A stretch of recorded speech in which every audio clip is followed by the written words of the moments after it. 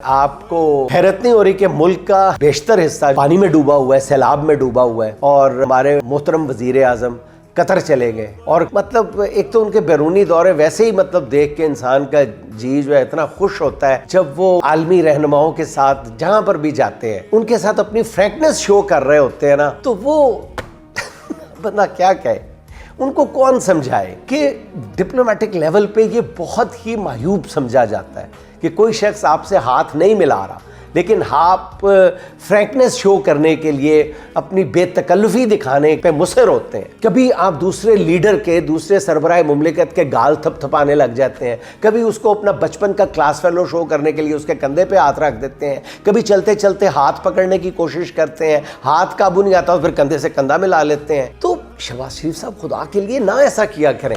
मैं बहुत इखलास के साथ आपको मशवरा देता हूँ, बहुत इखलास के साथ। पहली बात तो ये कि लोग आपको वजीर आजम बड़ी मुश्किल मतलब कैसे आप करते हैं, आप कम से कम बिहेव ही वजीर आजम की तरह कर लिया करें। बहुत मजे का खेज लगता है। आपका कतर जाना ही बहुत अजीब लग रहा है, लोगों को हजम नहीं हो रहा।